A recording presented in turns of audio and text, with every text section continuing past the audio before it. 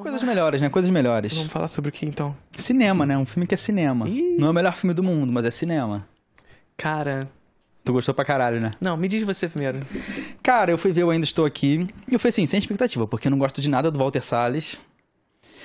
E é isso, né? Vamos ver, né? E, cara, eu tava adorando o filme. Eu acho que ele faz uma investigação de espaços ali que é muito interessante. Tipo, a casa super colorida e solar, e a família recebendo amigos, e a música ilustrando, e os discos e pôsteres de filmes. E, tipo, é um pouco batido o que eles fazem ali. Tipo, Caetano Veloso. Ninguém aguenta mais filme de música do Caetano Veloso e do Roberto Carlos, filme de ditadura. Sim. Mas beleza, não vou jogar o filme por isso. Muito escapar não tem também. como escapar muito. Mas é legal, porque você sente a casa como um lugar vivo. Sim. E você vê que isso vai mudando a partir da cena que os caras começam a fechar a cortina. Sim. Isso é legal. E a casa vai ficando vazia. E vira um puta estudo foda de espaços mesmo. E como a ausência de uma pessoa da família, que é uma pessoa central, destrói a vida daquele lugar. Se o filme terminasse com ela saindo pra São Paulo com as filhas, eu ia achar foda pra caralho. É quase como se o Selton Mello virasse um fantasma naquela casa. Exatamente, exatamente. O espírito dele passou por ali. Uhum. E quando ele estava ali, era tudo muito mais solar. A presença da praia, né? Tá sempre ali. A praia vai sumindo conforme acontece a ida dele pro DOPS e tudo mais. A praia vai caindo. E, inclusive, eles vão para São Paulo depois de determinado momento, que não tem praia, diga-se de passagem.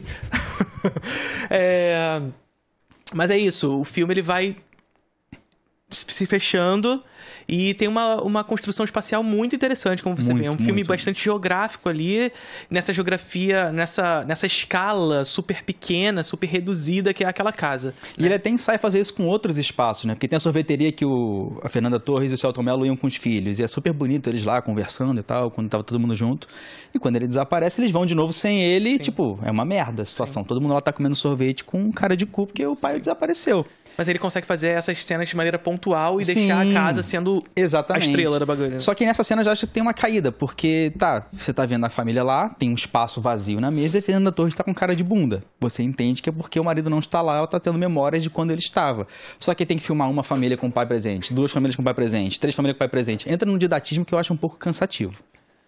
Mas ainda não me incomoda essa parte do filme. Me incomoda mais quando vai pra São Paulo, porque começa a querer falar muito sobre a ditadura mesmo como um todo, e o trabalho da Eunice Paiva pelos indígenas e tal. E tipo, cara, isso não tava no filme. Você vai botar a parte do trabalho dela como advogada como lettering? É fundo preto e letra branca? É só isso? Eu prefiro que não bote, porque eu acho que trai o próprio filme. Você diz o final ali, mostrando tipo, quem é ela. Pô, a redenção da situação dela é uma cena no cartório, pô. Ah, amor, mas aquela cena é muito boa. Escroto, acho muito escroto. Aquela cena, Desculpa, mas eu chorei nessa cena. Chorou? Cara, eu quase chorei várias vezes no filme, mas eu não consegui chorar. Eu chorei no filme para caralho. Não chorei pouco, não. Não chorei pouco, não. Assim, é isso que você disse. Eu acho que essa primeira parte do filme ela é fundamental. A parte mais bem construída do filme é essa parte mais solar do filme. E até a segunda parte ali, ainda dentro da casa. Mas eu acho que essa primeira parte ela é fundamental para a construção da segunda. Eu acho que ele não se desconecta na segunda parte. Ao contrário, eu acho que a segunda parte é o momento que o filme grita a memória. Mas você gosta da cena da Fernanda Montenegro, por exemplo? Adoro. Eu detesto, porque eu não tô vendo a Eunice, eu tô vendo a Fernanda Montenegro. Ah, mas não é uma homenagem à atriz mais do que pra personagem histórica. Pô, cara, não sei. Então, vamos lá. Primeiro assim, primeira coisa que a gente precisa sempre dizer logo de cara. Fernanda Torres tá... Não, absurdo. Brilhante. Absurdo. E a coisa mais foda eu acho que o Walter até pesa a mão um pouco explorando o rosto dela e tal. Tipo, ela tá na merda, vamos filmar a cara dela. Mas eu acho que ele encontra um equilíbrio e ela não faz overacting. Não tem a cena que ela desaba de chorar, não. Ela se sustenta o tempo todo. E foi uma escolha muito corajosa, porque é muito fácil você fazer um filme desse e ter a cena do choro pra ser o Oscar bait. Sim. E não tem essa cena. Sim. Inclusive, é uma coisa que eu tava pensando no caminho. Gente, só pra deixar bem claro. Eu vi há 2 semanas, ele viu hoje. Eu vi hoje, então eu tô fresco o negócio. Eu não tô aqui com um raciocínio super estabelecido sobre o filme ainda. Cara, a gente acabou de receber um superchat maravilhoso aqui. Fala, manda. Carioca em Fúria doou R$5 e falou: não vi o filme, mas retratar a felicidade através do Rio de Janeiro e a tristeza através de São Paulo faz todo sentido. Dito isso, Jaque Leão pediu o Mengo. Esse é o melhor superchat da história do programa. Eu devo admitir que eu tenho experiência nos dois pra dizer que ele tem uma razão bem grande aí nesse... Desculpa, galera de São Paulo, é piada constante aqui do Rio. Desculpa nada. Mas aí, assim... A Fernanda Torres tá maravilhosa. As crianças também, inclusive, são muito boas. As crianças são muito boas. Todas as meninas são maravilhosas. Não tem um ator ruim no filme. Não tem. Estão todos muito bem. Mas eu tava pensando nisso no caminho. O Walter Salles é um diretor que é conhecido por ser bastante americanizado. Sim. Né? Então, assim, o estilo dele é bastante americanizado, muito proveniente ali do que é o cinema da retomada brasileiro e tudo mais. Então, se você vê Central do Brasil, por exemplo... Bicho de Sete Cabeças. Bicho de Sete Cabeças, Abril de Despedaçar e tudo mais. A gente não tá nem discutindo... o Bicho de Sete Cabeças não é dele, né? Mas Não, daquela época. Daquela época. Uhum. A gente discutindo, assim, de maneira mais geral esse momento... São momentos em que o estilo conversa muito com o cinema americano e o tema muito com as características brasileiras. Sim. Então parece sempre que alguém filmando da Torre de Marfim. Sim. Que é literalmente o que é o Walter Salles, né? Sim. O Walter Salles é um bilionário querendo falar sobre ditadura. Que não ficou rico com o cinema. Sempre bom a gente lembrar. Todo mundo sabe, mas é bom a gente falar isso. Sempre deixar bem claro. Um bilionário falando sobre ditadura militar, falando das pessoas que sofreram com a ditadura militar. Muito provavelmente a empresa a qual ele é dono, na verdade, lucrou muito por conta da ditadura militar. Na verdade, ditadura empresarial militar brasileira. Então, assim... Sabe? Então tem sempre, em alguns momentos, essa impressão de que alguém filmando de cima, sabe? Isso incomoda em alguns momentos do filme, de verdade. Eu acho que isso pesa, por exemplo, no trato do filme com a empregada doméstica. Então, super. O único conflito dela é, meu salário atrasou. Beleza, vou te pagar e tu vai embora. Aí o personagem some do filme. Sim. Porra, isso é foda, sabe? Isso aí é uma parte que menos gosto na parte boa do filme. Sim, sim. A gente tem uma lógica, assim... Eu tava pensando no carro, assim... Eu sinto que o estilo desse filme parece um Spielberg brasileiro. Sim, sim. Ainda mais pelo... O núcleo familiar é tão importante, as crianças são muito ativas. E até essa lógica que você falou de usar muito rosto. Sim, né? Tipo, você filma o rosto da criança na escada. É um negócio muito Spielberg fazer isso. A cena da sorveteria, de mostrando o rosto da Fernanda Torres com o fundo desfocado, e aí você vai vendo e fazendo esse efeito Kuleshov ali. Isso é Spielberg pra caralho, né? Mas ainda assim, consegue ser bastante abrasileirado. O filme abre com aquela cena de praia... A cena parece um pouco a cena da praia de Fabelmans. Lembra a cena da Fabelmans? Não vi Fabelmans. Parece muito a cena da praia dos Fabelmans, mas ao mesmo tempo muito carioca, sabe? E é uma puta cena foda, né? Eu acho que é uma das melhores cenas do filme, porque a Fernanda Montenegro, a Torres está boiando na água, paz absoluta, Sim. Praia do Leblon, rica e tal, tô curtindo a vida.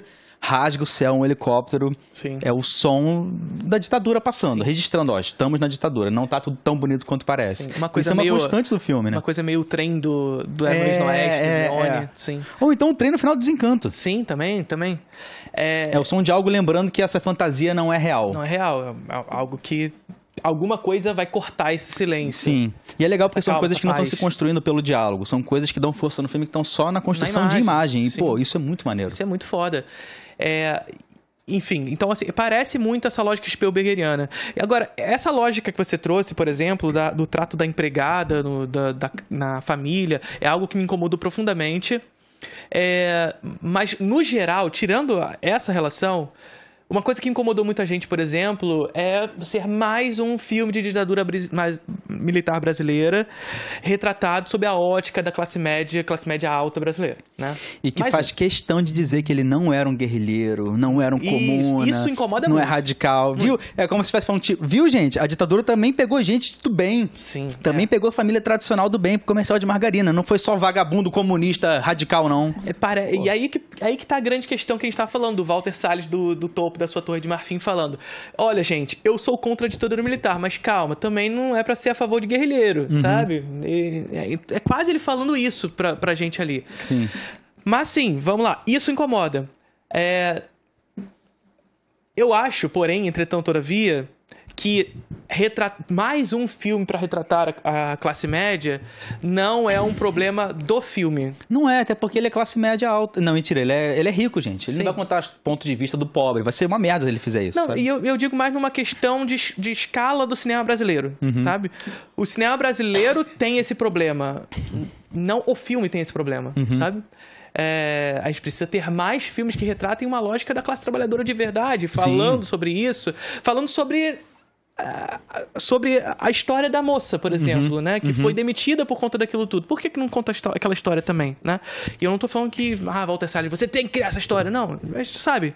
Não é um demérito do filme. Mas por que essa história é contada? Não estou falando também que ele deveria abrir uma parte do filme para começar a falar sobre a empregada. Não faria sentido fazer isso ali naquele momento, né? É mais reconhecer a presença dela. É ter filmes, eu digo. Não é nem um problema do Ainda Estou Aqui. Ter filmes sobre isso também, sabe? A gente precisa ter esses filmes.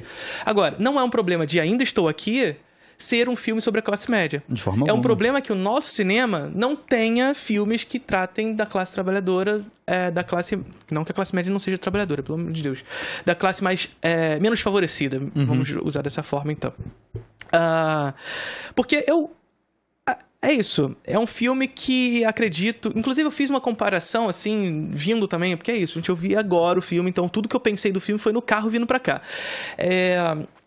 Vindo por aqui, eu fiz uma espécie de comparação com o filme argentino de 1985. Não sei se você assistiu. E assim, o 1985 é um filme muito interessante, tematicamente importante, é todo aquele discurso, né? É um filme necessário, né? Sabe aquele discurso do filme necessário? Então, é um filme necessário, vamos pensar dessa forma. Por quê? Porque está discutindo a mesma questão do Ainda Estou Aqui. A memória da ditadura, a necessidade de culpabilizar os crimes cometidos, e a memória como um artifício importante, sobretudo no contexto histórico atual. A gente vê recentemente uma tentativa de golpe no 8 de janeiro no Brasil, na tentativa de matar um presidente da República por vias militares. Acontecendo agora. Né? E aí, quando a gente parte desse pressuposto, Matheus, e a gente vê muita gente, inclusive progressistas, inclusive gente de esquerda, discutindo que o cinema brasileiro ele precisa parar de falar sobre ditadura e etc e tal. Nem fudendo, né? Pelo amor de Deus. Tá aí a prova. Teve anistia, gente. Sim. Isso ainda é uma ferida aberta pro Brasil, porra. Total. Então, assim, e quando eu digo isso, assim, porque esse discurso sempre foi acompanhado que, mas a gente precisa falar mais sobre escravidão, Sim. Com certeza. Temos que continuar e aumentar a produção de filmes dessas temáticas. Mas isso não significa parar de falar sobre ditadura, porque tá aí também. Assim como a escravidão tá aí, a ditadura tá aberta aí no discurso político. E Ainda Estou Aqui é um filme que acabou sendo lançado num momento muito particular nesse sentido, né? Num momento onde, mais uma vez, 8 de janeiro tá aí na porta, o próprio presidente Lula, no início do ano, falando que não é o momento de criar culpados e etc e tal. Tá aí o motivo, né? De que precisa criar os culpados, culpabilizar os culpados, vai o quê? Vai esperar todo mundo morrer? Né? Para culpabilizar os envolvidos, é isso que vai esperar, né? Não só estão vivos e anistiados, como estão ganhando pensão militar pra caralho, ganhando muito mais que a gente, inclusive esse filho da puta. Pois é. E assim, é partir desse pressuposto. É um filme que... E é essa comparação com o filme argentino, que tem uma temática muito semelhante, mas o filme argentino é muito mais um filme de tribunal sobre a culpabilização desses indivíduos. Interessante. Mas é um filme tradicional de tribunal, sabe? Tem coisas interessantes no filme, mas é um filme muito tradicional, muito classicão. O filme do Salles é um filme que parece muito mais cinematográfico, sabe? O 1985 parece muito mais televisão. O do Salles tem esse início, o helicóptero rasgando. Tem coisas que não são ditas, que são típicas do cinema, né? O enterro simbólico do pai pelo cachorro. Sim. A mãe achando a caixinha com dente. Sim. E coisas que não são exatamente textuais, mas que estão ali inseridos naquele contexto. O estilo do filme realmente não parece uma caricatura dos anos 70, sabe? Isso é muito interessante no filme. Como o Salles consegue construir um filme que não faz uma caricatura dos anos 70 como costumeiramente se faz. Ou seja, uma ideia mais de um estilo mais romântico do que é aquele estilo daquela época, sabe? Mas algo que se assimila esteticamente de verdade com o que a gente concebe nos materiais documentais sobre o que é aquele momento. O estilo do filme tem esse relevo, tem essa gravidade mesmo, né? E eu acho isso muito interessante no filme. Só que eu acho que é um filme muito tocante, cara. E eu não tô concebendo a ideia de que você não se emocionou com o filme. Tu que falou no último programa que tu se emociona com Interestelar. Pois é, cara. Eu quase chorei mesmo, mas não rolou. Eu tava quase chorando na cena que ela tá tá presa, e aí ela volta, ela é solta. Aí o militar chega, quero que você saiba que eu não concordo com isso, porra. Pelo amor de Deus, esse personagem é muito escroto, cara. É o pior personagem do filme. É aquele negócio que a gente já falou, né? Enquanto o filme precisa deixar claro que não somos guerrilheiros, ele precisa deixar claro, mas existem militares que não eram. Nem todo militar, porra. Ao mesmo tempo que nem todo militar... Guerrilheiros são filhos da puta, sabe? É esse o caminho. O André Felipe Malcher deixou um superchat aqui também e falou: o Walter Salles retratou com maestria a tristeza que é trocar o Rio por São Paulo. Achei que ele ia falar sério. Chorei com aquelas crianças, Vasco da Gama e nada mais. É isso! Agora sim. Eu jurava que ele ia falar uma coisa do filme mesmo. Mas foi, de alguma maneira. Foi uma tristeza enorme. Uhum. Mas eu acho que o Salles ele consegue pegar muito bem essa relação de plano contra plano. A ideia do sorriso, cara. Uhum. A ideia do sorriso é muito... O Salles, ele cria uns 4 gatilhos sobre o sorriso durante o filme que, assim, guardadas as devidas proporções, pelo amor de Deus, mas a Fernanda Torres, melhor dizendo, mas a Montenegro também no final, né? A Fernanda Torres me lembrava o tempo inteiro a Setsuko Hara.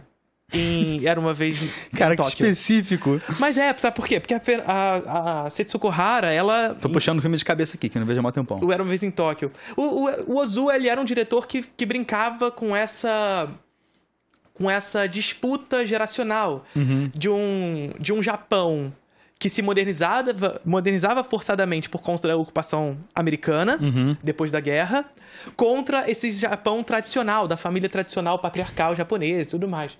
Então, os filmes do Ozu, eles brincam justamente com essa noção de...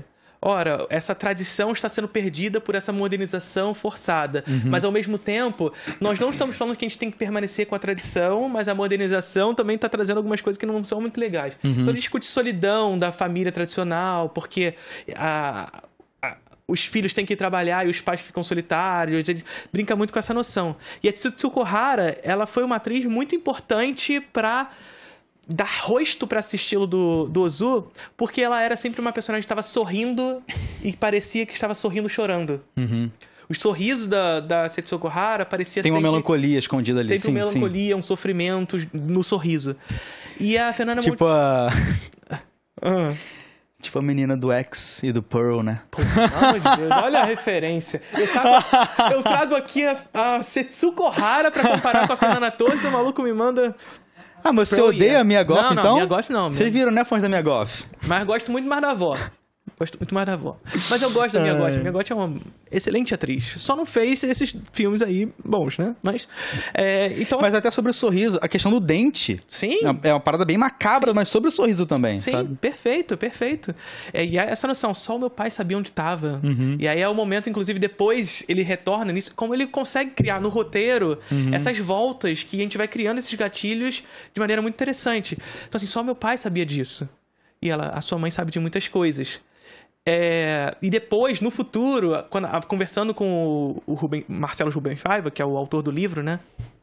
E um dos filhos, a menina pergunta pra ele qual é o momento em que você descobriu enterrou seu pai.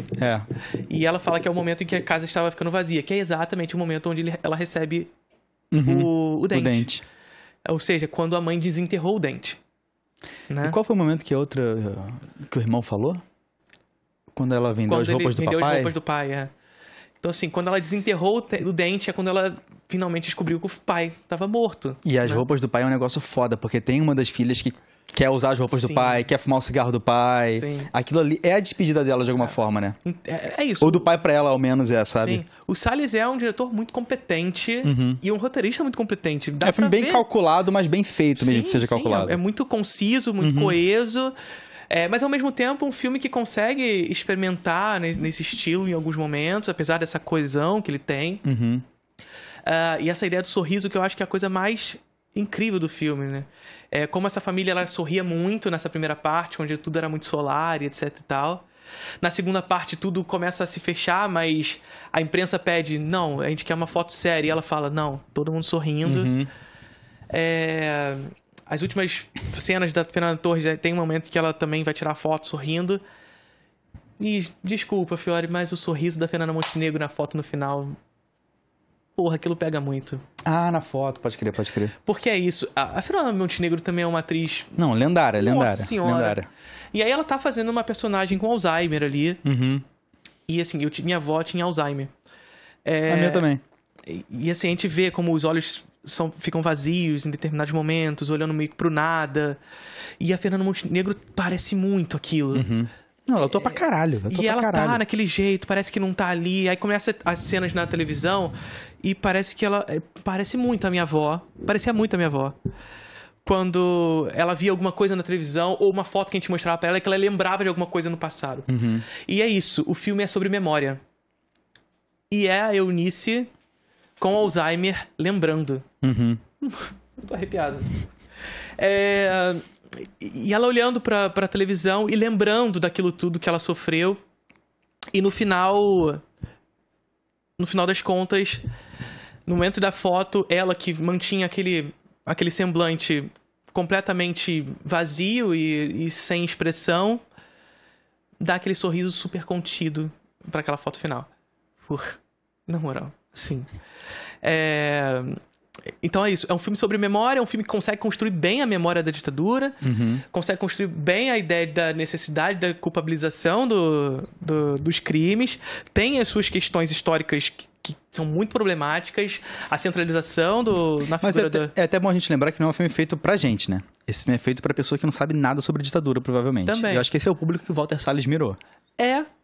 Mas ainda assim é problemático, né? Porque Problemático, com certeza. Aquela ideia de uma escolha que vai ser levada a muitas pessoas e essas pessoas vão conceber isso como que era a ditadura militar. Sim. E, mais uma vez, não é um problema retratar a classe média, porque a classe média também sofreu, e sofreu muito na ditadura militar, é só ver o que aconteceu na porra do filme, né? Mas aí tu falar, não, mas ele não era guerrilheiro, ele não era isso, não era nada disso, ele só ajudava as pessoas, mostra assim, ele era uma pessoa boa, não merecia isso tudo, tá, mas o guerrilheiro merecia, então?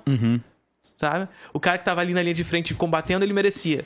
Tá ligado? Então tem seus problemas no filme, tem os seus problemas em razão, sobretudo, de se tratar de um bilionário fazendo, sabe? E, mais uma vez, eu adorei o filme.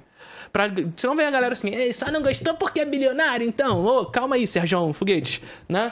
É isso. O cara fez um baita filme formalmente, em termos de estilo maravilhoso, pra mim, não tô falando por você. Tematicamente, ele tem seus acertos, tem seus problemas, as suas limitações provenientes de quem foi que fez, mas é um diretor muito competente, a gente não pode negar, né? Não dá pra negar isso. Ele sabe o que tá fazendo, né? Sabe perfeitamente o que tá fazendo.